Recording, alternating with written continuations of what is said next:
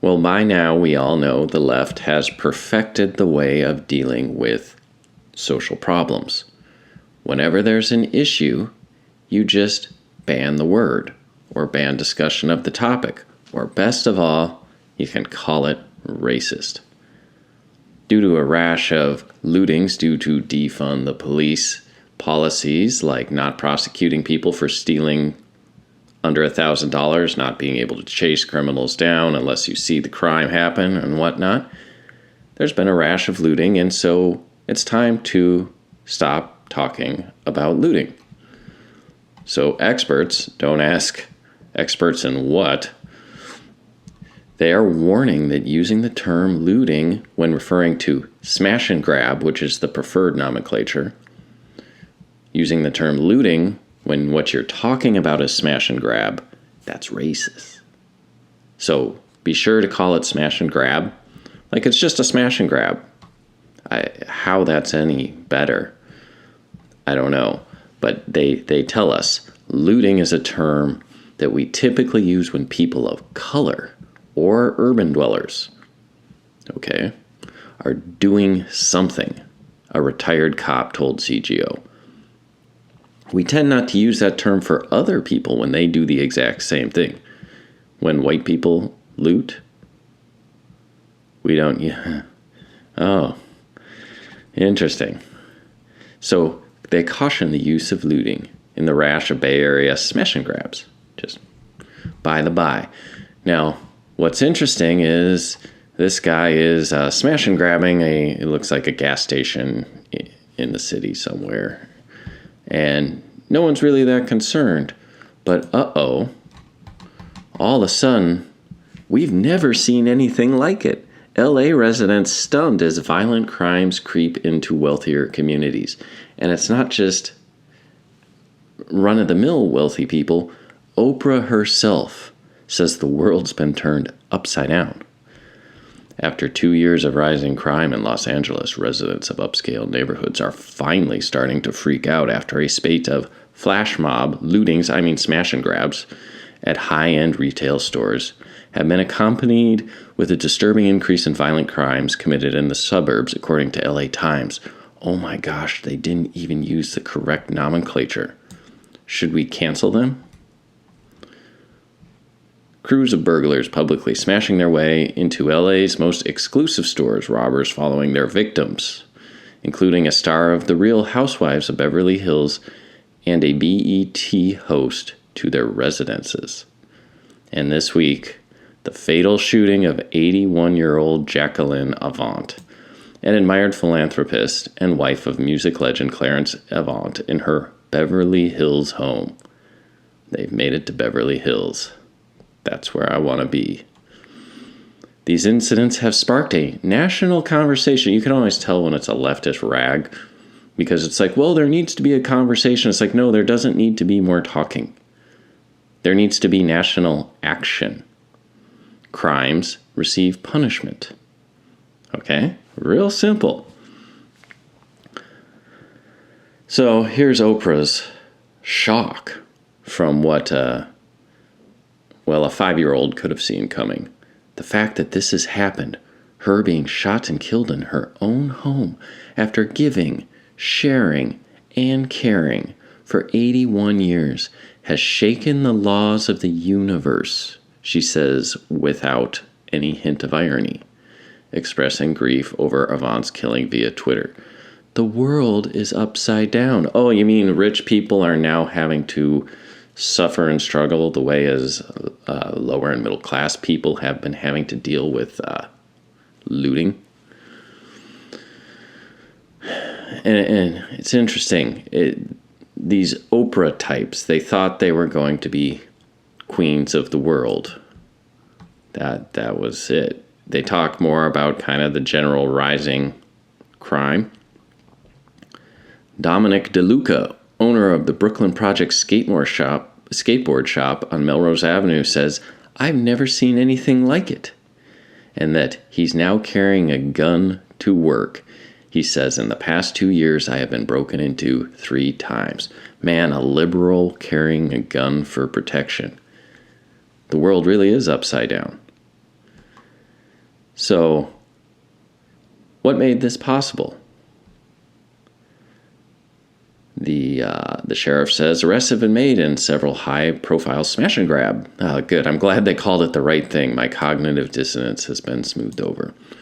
Burglaries, but lamented that the suspects had all been released pending trial. Garcetti said warehousing criminals in jail without rehabilitating them is not a solution. But neither is seeding the streets to repeat offenders. Well, here's the thing, dude. You're not warehousing them. You're taking dangerous people off the street and containing them. You don't get to have this both ways, where you have the philanthropist and criminals running rampant wherever they want to go. Like, you either warehouse them or punish people for crime, or you have good people hurt. See? When you look around and you don't see good people hurt, that's because law and order is functioning. If you see good people getting hurt by criminals that should have been in jail already, that means law and order is not functioning, but you don't get to have the best of both worlds. Tough love is still love. You have to make hard decisions. You can't just govern with the feels. Well, you can, but that's when this happens. You lose the beautiful things. So get this. L.A. County District Attorney George Gascon, whose progressive policies around prosecution and sentencing many blame for the uptick. It's just an uptick in crime. Just like Biden's approval rating, it's just a downtick. He slid under 50%, down to about 35.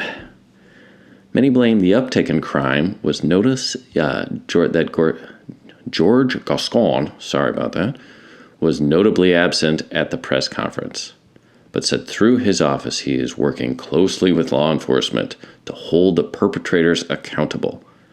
Yeah, for a couple of days. So this George Gascon, what's the deal with this district attorney, George Gascon? Sounds like Gustav, sort of like a Disney character. What, oh no. Sosa, the jeu, dumps another $2.5 million into George Gascon's race for Los Angeles DA. Is that where this came from? Is that? No. Oh, no. I thought it was just what did Scott Adams call it? A right-wing boogeyman. He's just a right-wing boogeyman.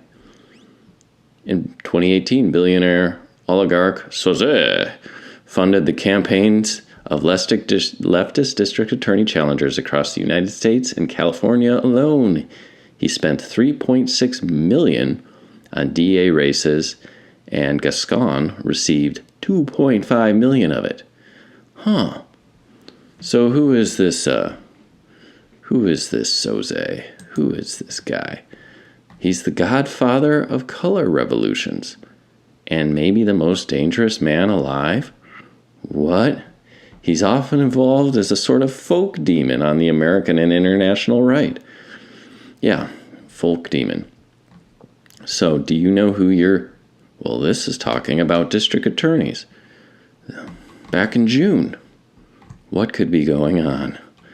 Ever wonder why urban terrorists can burn down cities with no consequences, but the McCloskeys are prosecuted for defending their own home?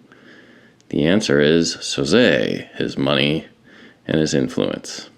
And he goes after district attorney offices. It's a low-key office, generally staffed by someone looking to do public service. There's little glamour, low pay, and lots of thankless work. This is why they panic as parents are moving up the ranks into school district positions, because they're power vacuums. He found a power vacuum that he could massively influence with his, I don't know how much the guy has. But this is why Sosa understands this and has been quietly funding a campaign to place DAs amenable to his agenda across the United States. Then in the media, astroturfs these ridiculous slogans like defund the police. There's already a governmental infrastructure put in place in order to implement it, and then you get criminals released across the country. You're like, yes, defund, like Black Lives Matter, and it's like it's a totally organic, spontaneous thing, and it's like, no, you're a sheep. This has been carefully crafted and created over decades. So, the Soros DAs have ratcheted up the partisanship not just in race, but in actual executions of the office. As of September 2020, there were 31 Sosa-backed DAs in the United States. That might not sound like a lot, but it includes the DAs of Boston, Chicago, Dallas, LA, Philadelphia, Portland, San Francisco, and St. Louis. All told, tens of millions of Americans are now victims to the Sosa racket. And this is how we see all these policies being pushed. After the last round of rioting and looting put together is now called rooting, and arson in St. Louis circuit, Kim Gardner dismissed charges against all 36 people arrested. She's on the take from Sosa for $307,000. This is also the prosecutor who filed charges against the McCloskeys. LA District Attorney, our friend George Gascon, got over $2 million from Sosa. Kim Fox, Illinois State Attorney, has received $807,000 from Sosa. That's the one that was involved in Smollett, right? Yeah. She declined to prosecute hate crime hoaxer Jussie Smollett. So you can see how this is bleeding into the news that we see all day, every day. Philly DA Larry Krasner received $1.7 million from Sosa. He won't be prosecuting rioters, looters, and arsonists. See, it's been allowed to happen. These criminals have been allowed to turn and burn, and then people like Oprah, who are supposed to be queens of the world, panic when it bleeds over into their neighborhoods. Look what we've been dealing with. San Francisco DA Chesa Boudin is working off of $620,000 gotten from the Sosa here. She says the criminal justice system isn't just massive and brutal, it's also racist. Oh, damn. Time to defund the police. DA Mike Schmidt of Portland received $230,000 in Sosa money.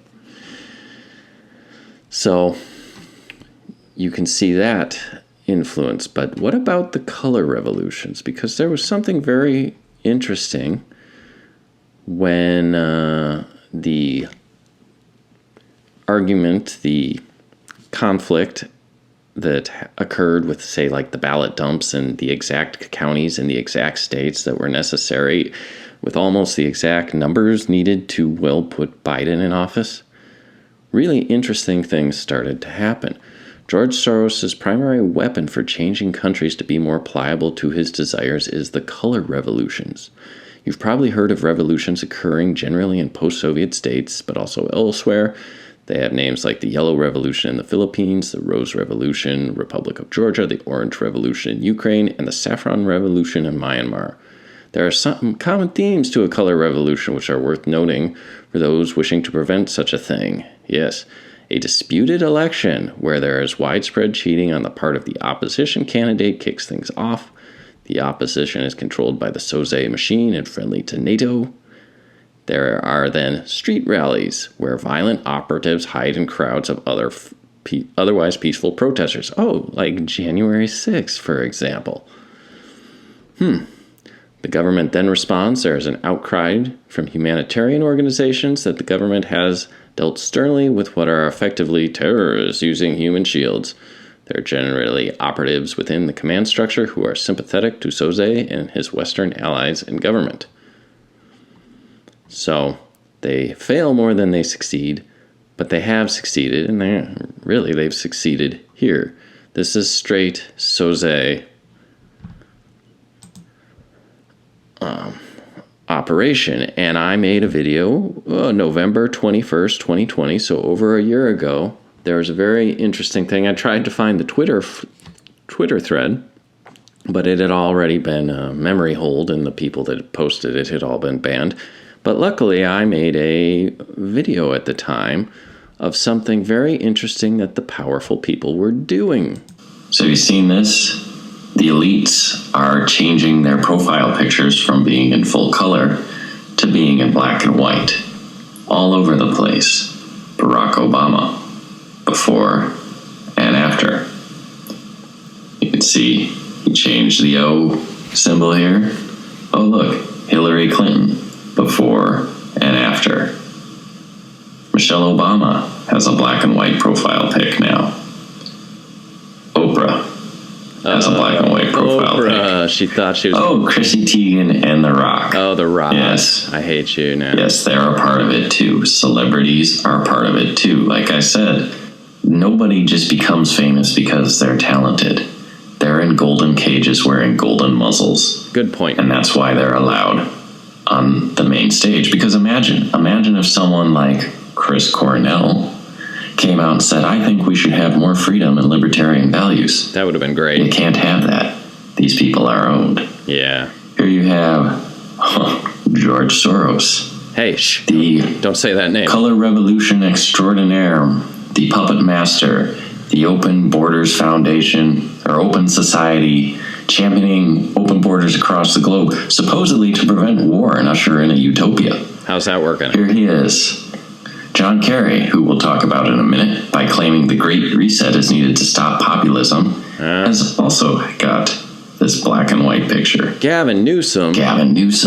Oh, my God. Gavin Newsom is part of it. Gretchen Whitmer wearing a black and white mask. Maybe not.